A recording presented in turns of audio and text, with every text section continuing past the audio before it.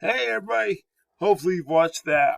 You've looked at the PowerPoint about themes of the wild or themes of Call of the Wild. And you watched the video. Now you're looking at this, and what this is a quick review where we take quotes from Call of the Wild and we apply them to which theme that they may, that they can match up with. And if you look at the instructions up here, I posted this to Google Classroom, obviously, and you're probably looking at it already before you saw this video. It says, label each quote with its correct theme. Remember the things we discussed were transformation, pride, trust, survival, and violence. So pretty much what you got here is you have a bunch of quotes, and it's front and back, and you just got to figure out, well, how does it match up with each other? Okay, so we're going to do one together. In order to do this, I'm going to grab my handy dandy highlighter. Okay, and one thing I do whenever we talk about these things, I like to number them, just because when I number things, they're easier to make reference to. So 1, 2, 3, 4, 5, 6, 7 on the front. We got 7 on the front. We're going to jump to the back. Do 8, 9, 10, 11, 12, 13, 14, 15. All right. So I got 15 quotes, and I've got 5 themes. Transformation, pride, trust, survival, and violence. Obviously, you're going to use some of these themes more than once. Okay? So, let's see here. Let's jump down there. Look at number 5, y'all. It says, never was there such a dog, said John Thornton one day. Never was there such a dog, said John Thornton one day. And it sounds like he's bragging about how awesome his dog is, okay? It sounds like he's got a lot of trust in his dog. Not so much trust, but he's really proud of his dog. So we've got transformation, pride, trust, survival, and violence. I shouldn't have said trust earlier, but that's okay. So if you look at that, obviously it's not going to be transformation. It's not going to be survival. It's not going to be violence. You got pride and trust. Never was there such a dog. It sounds like he's really proud of his dog. So right here beside number 5, we're going to do pride, okay?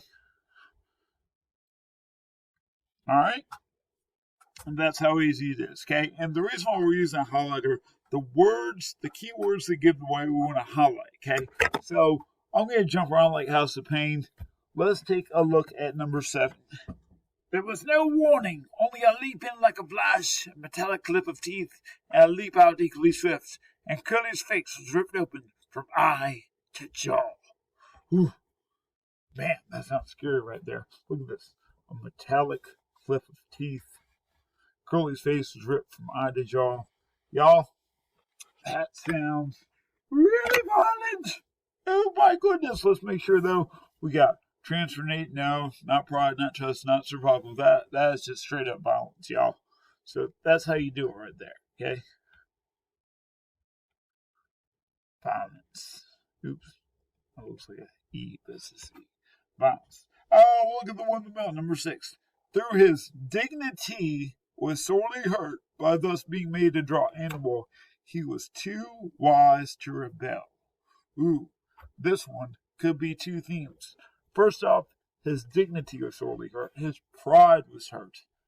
But he was too wise to rebel. And this is talking about the man, the red sweater, beating him. Okay, so his dignity was hurt, thus being made a draw animal. He was too wise to rebel. Because he knows if he rebels, he's going to get beat. So, we got 2 themes here. Okay, his dignity was sorely hurt. His pride was hurt. So, obviously, it's going to be pride. Okay? And then also, though, he's too wise to rebel. He's learning that if he gets up, he'll die. So he's staying down because he wants to survive.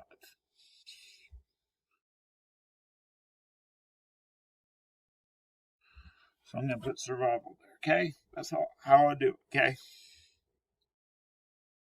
Yeah, righty. So I'm going to keep on moving, keep on moving. Number 1 said he had suddenly been jerked from the heart of civilization and flung into the heart of things primordial. He had been suddenly jerked from the heart of civilization, flung in the heart of all things primordial. Okay? Ooh. He's been suddenly jerked from the heart of civilization and flung into the heart of things primordial. Okay? That's going to be a tough one, okay? He's being pulled out of someplace where he's comfortable and put into someplace where it's dangerous, okay? You got transformation, pride, trust, survival, and violence. He's been pulled from someplace he's comfortable and put into someplace he's not comfortable and it's dangerous, okay?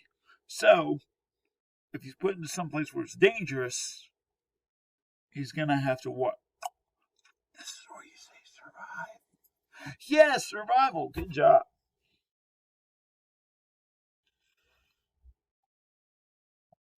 We'll jump around. Number 4. His teeth closed on Spit's left foreleg. There's a crunch of breaking bone, and the white dog faced him on 3 legs. Ew. He's fighting Spitz. The crunch of breaking bone. That's violence right there, y'all. Violence. You could argue survival, but I'm telling you it's violence. Because wink, wink, hint, hint on the test, it's going to be violence, okay? Look at number 2. But when the ends of the rope were placed in the stranger's hands, he growled menacingly. He had merely intimated his displeasure, and his pride believing this to intimidate was to command. Okay? Key word. His pride. Okay? He thinks by growling, people are going to back down from him. Okay? So he believes that in himself. Okay? So key word is pride, so it's going to be pride. Number 3 says, with the judge's sons, hunting and tramping had been a working partnership. The judge's grandsons, sort of pompous guardianship. With the judge himself, a stately and dignified friendship. But love that was feverish and burning, that was adoration. That was madness that had taken John Thornton to arouse. Okay? And obviously he's talking about how much he loves John Thornton. I'm going to highlight this, that whole last part. Obviously, he's talking about how much he loves John Thornton, how they get along, so we're going to go with trust. Okay? We did the first 7. That wasn't so bad, right? Right. Flip to the back. Again, I'm going to jump around like House of Pain. Look at number 15. The dominant primordial beast was strong and buck, and under the fierce conditions of trail life, it grew and grew. The dominant primordial beast was strong and buck.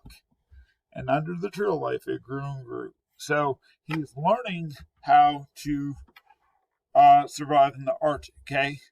So we're going to go with transformation. You could argue survival, but really it's dealing more with transformation, okay? If you want to put survival in there, that's fine. I don't care. I'll put it.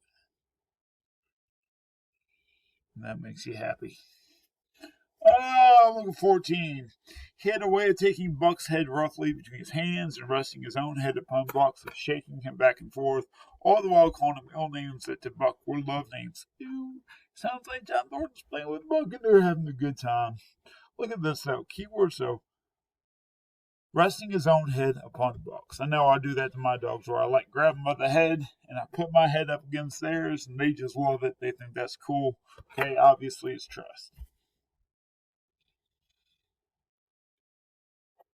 I like to jump around like House of Pain. Let's look at number 9. He was beaten. He knew that, but he was not broken. He's beaten, but he was not broken. That whole thing is key right there. That's survival, right? Obviously, that's survival.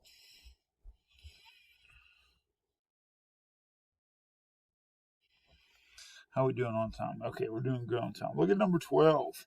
And each time the joyful bark that trembled in Buck's throat was twisted into a savage growl. Ooh. Buck's throat was twisted. Okay? So, his bark has gone from a bark into a... Somebody count to 21 because he's a savage. Okay, that's transformation.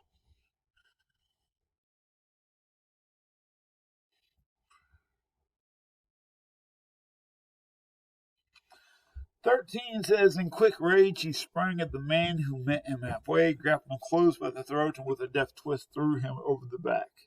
So he's springing at God. This one he meets the man with the red sweater, grabbing him close by the throat with a death twist through him on his back.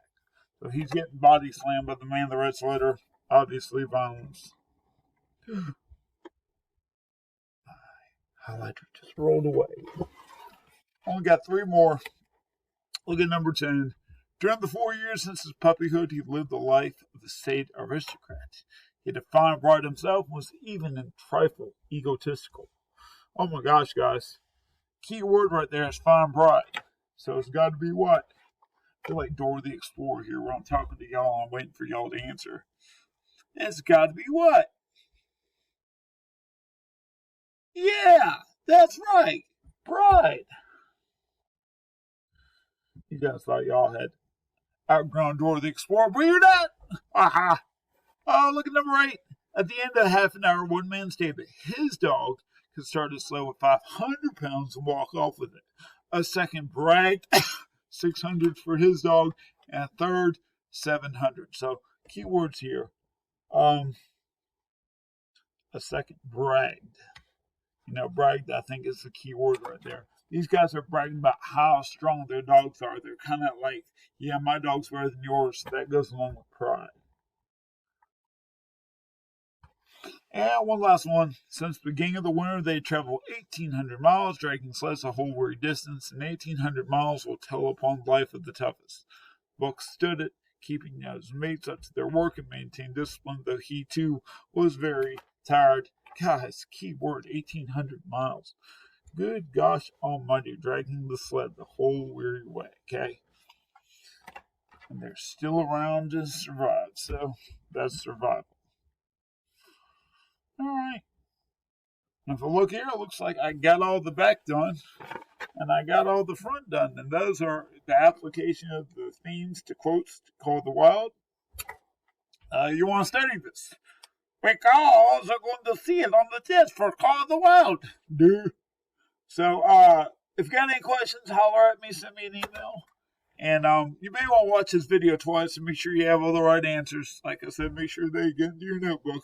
And I will talk to you guys later. Bye-bye.